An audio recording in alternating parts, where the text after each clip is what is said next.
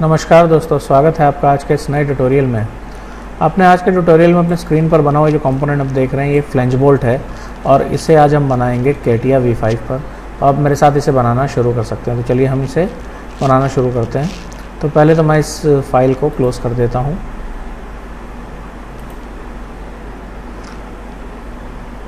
अब दोस्तों ये स्क्रीन जो हमारे सामने है इस वक्त, ये वो स्क्रीन है जब हम कैटिया के आइकन पर डबल क्लिक करते हैं तो सबसे पहली स्क्रीन जो हमारे सामने आती है। यहाँ से स्टार्ट पर क्लिक किया मैंने, mechanical design, part design, okay. अब ये स्क्रीन हमारे सामने आ जाता है, ये GUI है इसका। अब यहाँ से मैंने स्केच पर क्लिक किया। स्केच पर क्लिक करने के बाद ये फ्रंट प्लेन, इस पर क्लिक किया। ये स्केच व्यू ओरिएंटेशन अब मेरे सामने है। यहाँ से अब हमें एक पॉलीगन बनाना है, तो मैं ये देखिए यहाँ से ये रहा हेक्सागोन, इस पर क्लिक किया। सेंटर ये है, ऊपर ये देखिए यहाँ तक ले जाकर मैंने इसे छोड़ दिया और एस्केप दबाकर कमांड से बाहर आ गए। अब ये कंस्ट्रेंट कमांड है, कंस्ट्रेंट कमांड से इसके और इस लाइन दोनों के बीच का जो ये डिस्टेंस है इसे चेंज करके हमें करना 36। ये 36 कर दिया। यहाँ से अब एग्जिट वर्कबेंच पर क्लिक किया और अब यहाँ से ये पैड कमांड है जो एक्सट्रूड का काम करती है और यहाँ से ये 20 mm हमने थिकनेस ली और ओके कर दिया। ओके, तो इस तरह से देखिए ये बन गया। यहाँ से मैं इसका ये स्टेट चेंज कर देता हूँ। शेडिंग विद एजेस ले लेते हैं जिसमें एजेस हमें दिखाई देंगी। अच्छा, अब यहाँ से आगे बढ़ते हैं और फिर से स्केच पर मैंने क्लिक किया और यहाँ से ये इसके फेस को पलट दिया और अब इस फेस पर क्लिक किया। अब जो हमें स्केच बनाना है इसी फेस पर बनाना है। यहाँ से मैंने थोड़ा सा इसे जूम इन करता हूँ और अब एक सर्कल बनाएंगे हम। एक क्लिक अंदर, एक क्लिक बाहर, एस्केप दबाया, बाहर निकले। स्केच कमांड पर क्लिक किया, ये कंस्ट्रेंट कमांड था। यहाँ से अब देखिए इस पर इसे भी चेंज करके हम कर देते हैं 24। सर्कल के डायमीटर को चेंज करके हमने 24 कर दिया। उसके बाद यहाँ से एग्जिट वर्कबेंच पर क्लिक किया और दोबारा पार्ट मॉडलिंग में आ जाते हैं। यहाँ से फिर मैंने पैड कमांड पर क्लिक किया। इस बार जो थिकनेस है वो उसकी वैल्यू है 90। 90 टाइप करके एंटर किया मैंने। तो ये इस तरह से देखिए बोल्ट की शेप दिखती हुई आपको नज़र आ रही है। अब इसके आगे हम क्या करते हैं कि कुछ मॉडिफिकेशन करेंगे इसमें। तो ये है एज फिलेट, इस पर क्लिक किया। यहाँ से वैल्यू दे दी मैंने 1 और एंटर प्रेस किया और इसके बाद इस एज पर क्लिक किया और यहाँ से ओके कर दिया। अब दूसरी कमांड ये लेते हैं चैम्फर। यहाँ पर वैल्यू दे दी मैंने लेंथ 1 2 mm और एंटर प्रेस कर दिया। इसके बाद ये एज जो नज़र आ रही है इस पर क्लिक किया और ओके कर दिया। देखिए ये कॉर्नर चैम्फर हो गया। इसके बाद फिर से स्केचर पर क्लिक किया। इस बार हम जो प्लेन लेंगे वो ज़रा ध्यान से देखना है। हमें ये इंश्योर करना है कि ये जो टिप है ये प्लेन के साथ इस तरीके से मैच करती है। देखिए एक तो ये है, ये हमें नहीं लेना क्योंकि यहाँ फेस हमें बिल्कुल ये वैसा मिल जाएगा फ्लैट। हम ये ले लेते हैं इस तरह से। देखिए ये प्लेन हमें मिला। अब इसको थोड़ा जूम इन किया। अब यहाँ पे रेफरेंसेस ले लेते हैं। रेफरेंसेस लेने के लिए ये 3D एजेस जो हैं इनको प्रोजेक्ट करना पड़ेगा हमें। तो यहाँ से पहले तो मैंने कंस्ट्रक्शन लाइन जो है इसे ऑन कर लिया और डबल क्लिक किया प्रोजेक्ट 3D एलिमेंट पर और एक क्लिक यहाँ कर दिया और एक क्लिक यहाँ कर दिया और इसके बाद इसे ऑफ़ किया और इसे भी ऑफ़ कर दिया। अब दोस्तों यहाँ से आगे बढ़ते हैं और ये जो पॉइंट है यहाँ से हमें जाना है कितना 4 mm। एस्केप दबाया, बाहर निकला है, कंस्ट्रेंट पर गए और इसे कर दिया 4 mm। ओके, अब फिर गए प्रोफाइल पर, ये कॉर्नर को सेलेक्ट किया और ये एक लाइन बनाई। इसे भी हम यूज़ करेंगे कंस्ट्रेंट कमांड से। अब ये भी ले लिया 4 mm। अब इसके बाद दोस्तों अब हमें एक आर्क बनानी है। तो आर्क बनाने के लिए ये है 3 point arc with starting with limits और ये है 3 पॉइंट आर्क। इसको लेते हैं और एक क्लिक इधर किया और एक क्लिक हमने ये जो एंड पॉइंट है इस पे किया और ये देखिए ये एक टेंजेंट आर्क बन गई। यही प्रोफाइल हमें बनानी थी। अब हम क्या करेंगे, यहाँ से एग्जिट वर्कबेंच किया। अब ये जो प्रोफाइल बनी है इसे हम, ये देखिए ये यहाँ पे कमांड है ग्रूव, रिवॉल्व का रिमूव मटेरियल। तो ये ग्रूव हमने लिया और ये जो एक्सिस है इस पर क्लिक किया और ओके कर दिया और यहाँ से फिर ओके किया।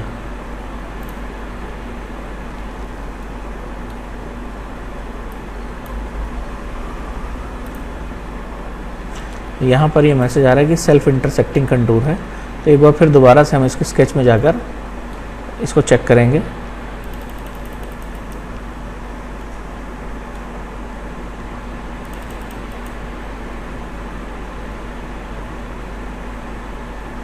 अब यहाँ से हम लेते हैं ट्रिम कमांड, देखते हैं जो भी हिस्सा बढ़ा हुआ है और वो अगर रिमूव हो सकता है।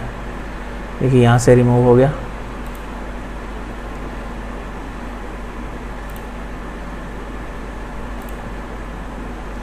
और एग्ज़िट किया।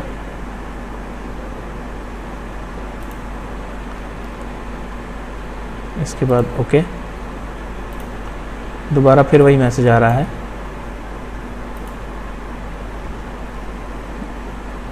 फिर से हम एक बार इस स्केच को देखते हैं। ये आर्क जो है मैंने इसे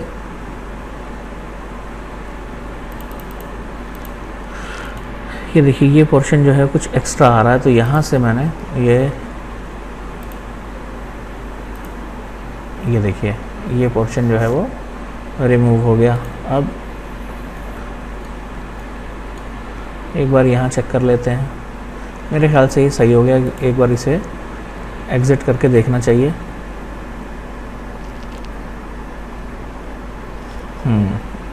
ओके किया। देखिए इस बार कोई मैसेज नहीं आया, यानी कि ये सही आ गया। अब फिट ऑल इन करते हुए इसको स्क्रीन पर लेकर आते हैं और ये घुमा के देखने पर ये हमें इस तरह से नज़र आएगा। अब अगला स्टेप क्या है दोस्तों, यहाँ से लिया मैंने स्केचर कमांड, फिर से ये फेस सेलेक्ट किया और यहाँ पर एक सर्कल बनाएंगे हम। सर्कल कमांड पर क्लिक किया और एक क्लिक सेंटर पर और एक क्लिक बाहर। इसका जो डायमीटर होगा कंस्ट्रेंट पर क्लिक किया मैंने, ये हो जाएगा 31.5 और यहाँ से एग्ज़िट किया। एग्ज़िट करने के बाद देखिए ये है पॉकेट कमांड, एक्सट्रूड का रिमूव मटेरियल। अब यहाँ से हम इसे ले लेंगे कितना 4 और एंटर प्रेस करेंगे तो ये देखिए एक कैविटी टाइप की यहाँ पे बन जाएगी। अब यहाँ से हमने लिया एज फिलेट, वैल्यू इसमें 1 mm पड़ी, हमें 1 ही mm की ज़रूरत है। इस एज को फिलेट कर लिया तो कुछ इस तरह से ये हमें नज़र आएगा। ओके, तो अब आगे बढ़ते हैं। अब हम इसका फ्लेंज बनाएंगे, जिसकी वजह से इस बोल्ट का नाम फ्लेंज बोल्ट है। वो फ्लेंज हम बनाते हैं, तो उसे भी रिवॉल्व कमांड से बनाएंगे। यहाँ से स्केच लिया।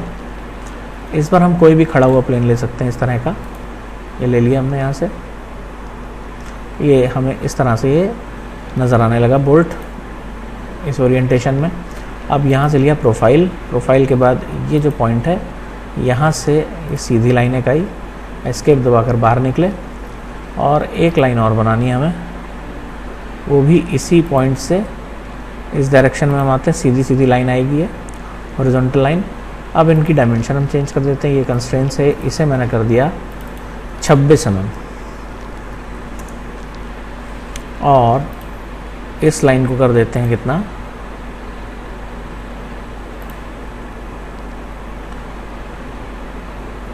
दोबारा से कंस्ट्रेंट पर क्लिक किया। इस बार इस लाइन को कर दूंगा मैं कितना 10 mm। ओके, अब हमें यहाँ पर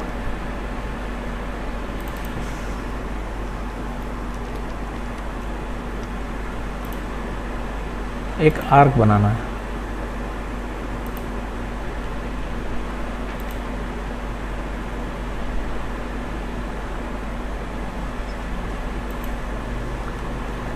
इस तरह से, और एग्जिट वर्कबेंच, इसके बाद यहाँ से शाफ्ट और ये एक्सेस ले लिया। ओके,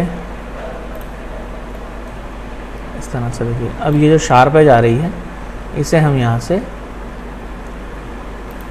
एज फिलेट और प्रीव्यू देखते हैं इसका।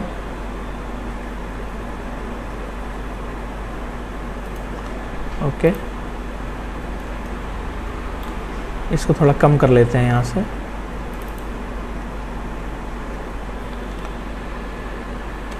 इसको ले लेते हैं 0.5। तो इस तरह से ये हमें दिखाई देगा। चलिए, अब अगला जो और आखिरी स्टेप जो है वो है कि इस पर हमें थ्रेड बनाना है। थ्रेड मेरे पिछले कई ट्यूटोरियल्स में आप लोगों ने कैटिया के देखा होगा कि थ्रेड बनाते हैं जैसे, तो वही प्रोसीजर हम फॉलो करते हैं। और यहाँ से मैकेनिकल डिज़ाइन और इधर ले लिया हमने wire frame and surface design.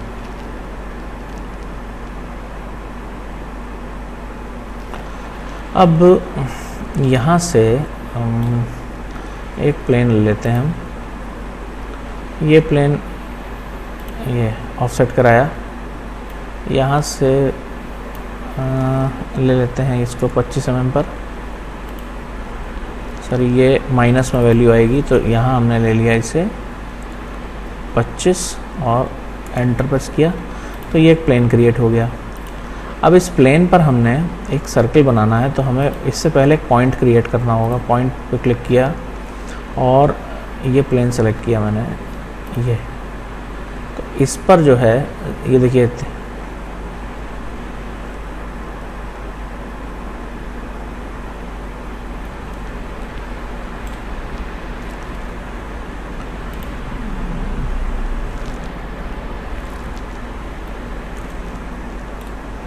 बिल्कुल बीच में मुझे ये पॉइंट चाहिए।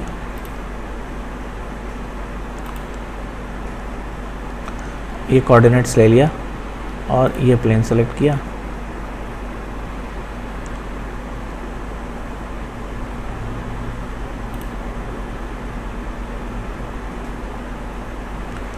प्रीव्यू चेक करते हैं इसका।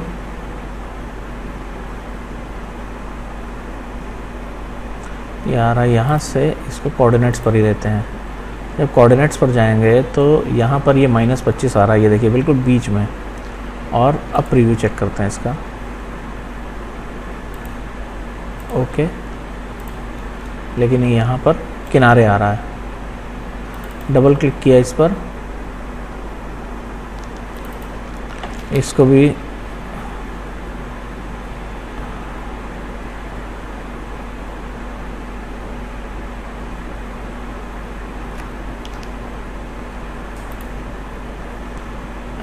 ये पॉइंट पर क्लिक किया, राइट क्लिक करके इसे डिलीट कर दिया। ओके, अब दोबारा से पॉइंट लेते हैं यहाँ पर।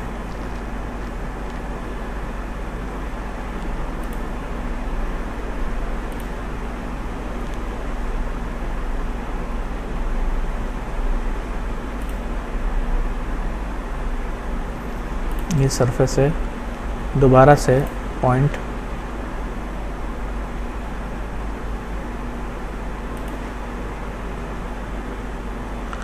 प्लेन ये है हॉरिजॉन्टल, और ये वैल्यूज़ हमें देखनी होंगी। ऑन प्लेन है, यहाँ कोऑर्डिनेट से ले लेते हैं हम। ये x -25 ये वाली वैल्यू है, और इसे चेक करते हैं।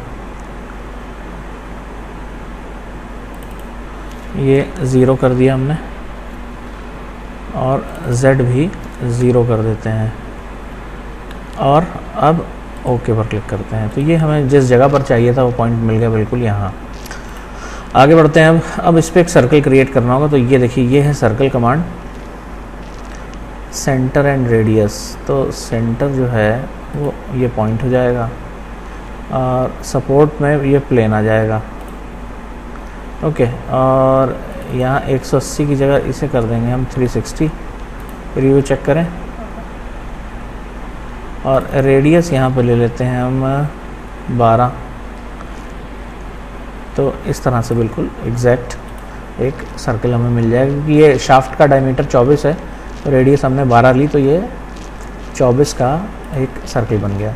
अब हमें यहाँ पर एक पॉइंट और क्रिएट करना है। फिर पॉइंट पर जाएंगे और यहाँ पे कहीं पे बिल्कुल इस सर्कल की पेरिफेरी पर हमने एक पॉइंट ले लिया और ओके कर दिया।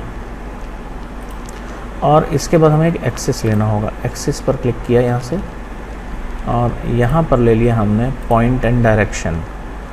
तो पॉइंट तो हमारा ये है, डायरेक्शन हमने ये ले लिया और ये उस डायरेक्शन में देखिए एक एक्सिस बनता हुआ नज़र आ रहा है, हमने इस डायरेक्शन में ले लिया और ओके कर दिया।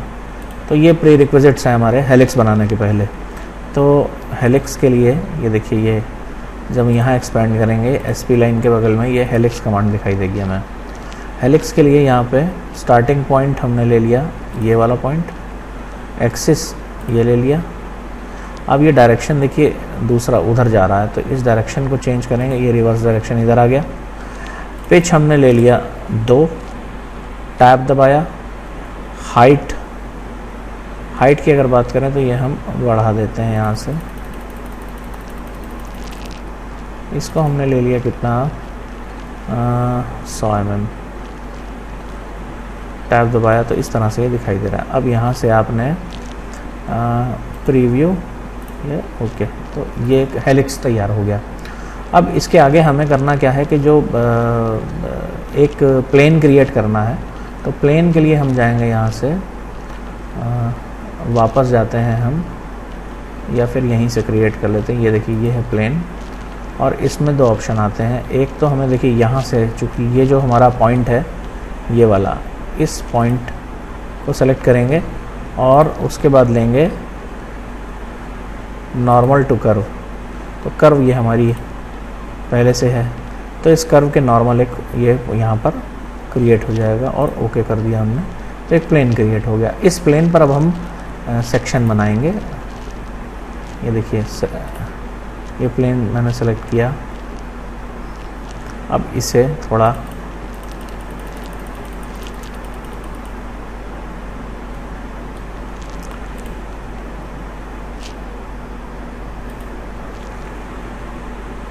अच्छा, अब इसे बनाने से पहले थोड़ा सा जूम इन कर लें और अच्छे से। अच्छा, थ्रेड बनाना जो है वो थोड़ा सा KTM में ज़्यादा झंझट होता है, बाकी सॉलिडवर्क्स NX वगैरह में तो बहुत ही आसान हो गया। अब केवल आप सिलिंड्रिकल सरफेस को टच कीजिए और थ्रेड विजिबल हो जाते हैं अलग अलग कॉन्फ़िगरेशन के। तो यहाँ से आगे बढ़ते हैं हम। पहले तो ये प्रोजेक्ट 3D एलिमेंट, इसके बाद इसे ऑन किया और इस पॉइंट को हाईलाइट कर दिया हमने, और अब यहाँ से इसे कैंसिल किया, इसे भी कैंसिल किया। अब यहाँ से आगे बढ़ेंगे हम और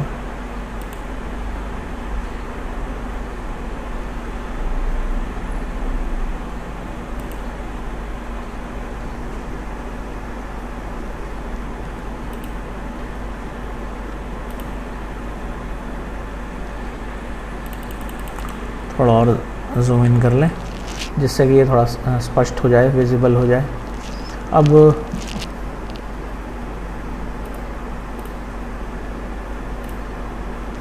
यहाँ से ट्रिम कमांड यूज़ करेंगे और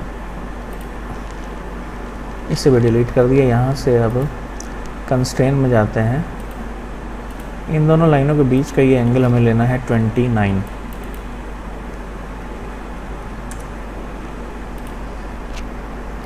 अच्छा, अब ये जो डेप्थ है थ्रेड की ये चेक करते हैं 1.2।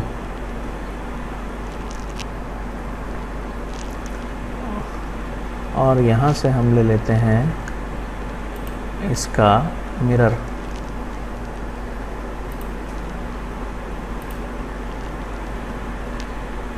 ओके, थोड़ा सा और जूम इन करें।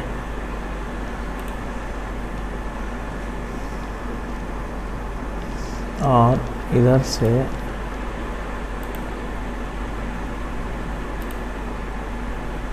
इसे क्लोज़ किया, ये लाइन को भी डिलीट कर दिया। अब ट्रांसलेट करते हैं इस ऑब्जेक्ट को। ये इसके ये देखिए ये रहा ट्रांसलेट कमांड। अब ये डुप्लीकेट मोड को पहले ऑफ़ कर दें।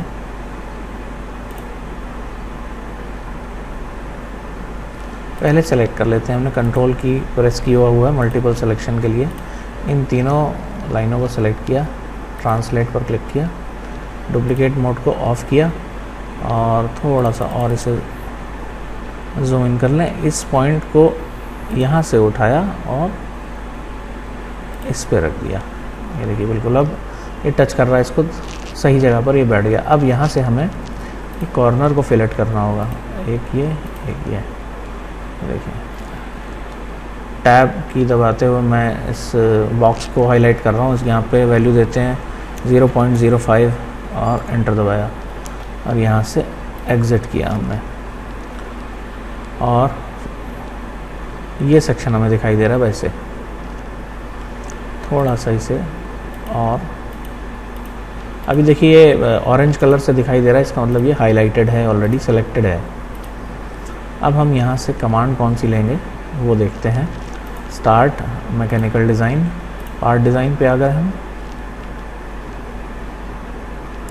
अच्छा अब यहाँ से हमने लिया क्या, ये स्लॉट, ये एक तरह का स्वीप है, स्वीप का रिमूव मटेरियल। तो देखिए वो ऑब्जेक्ट तो सेलेक्टेड था ऑलरेडी, अब सेंटर कर्व जो है वो ये है हमारा।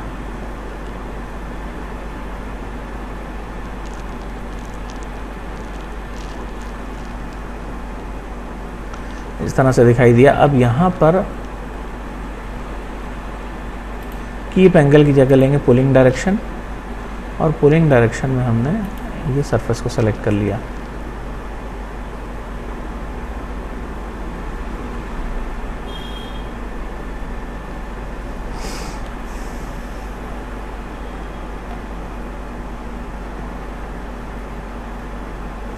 अब यहाँ से ओके।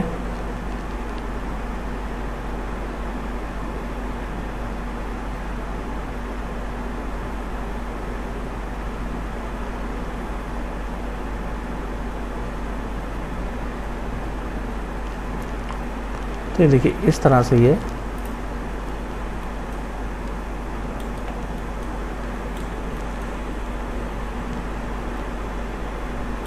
पुलिंग डायरेक्शन में थोड़ा सरफेस जो है वो लग रहा है गड़बड़ हो गई है। एक बार इसे हम फिर से यहाँ से एक्सपेंड करते हैं और स्लॉट कमांड पर जाएंगे दोबारा।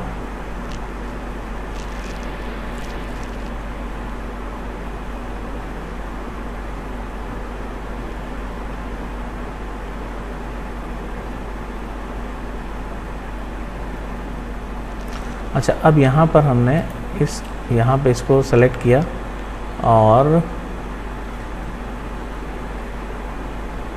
अदर सिलेक्शन पर क्लिक किया।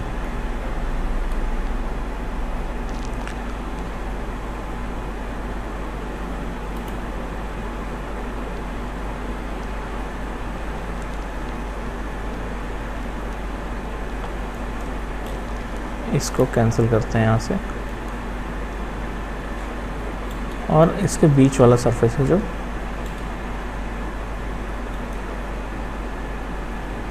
ये लेना है हमें।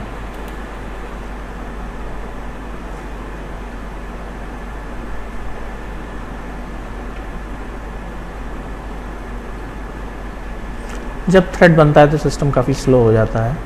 अब ये देखिए यहाँ से इसे हम चेक करेंगे। ओके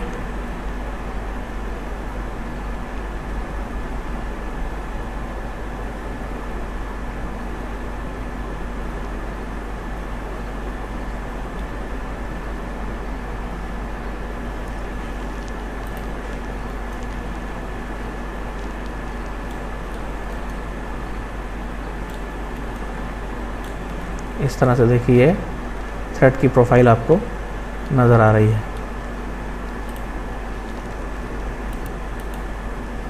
तो दोस्तों अब हमें ध्यान में ये रखना है कि जब हम पुलिंग डायरेक्शन लेते हैं तब देखिए थ्रेड इसमें काफ़ी क्लियर और विजिबल है। जब हम पुलिंग डायरेक्शन लेंगे तो हमें इस सरफेस को सेलेक्ट करना है।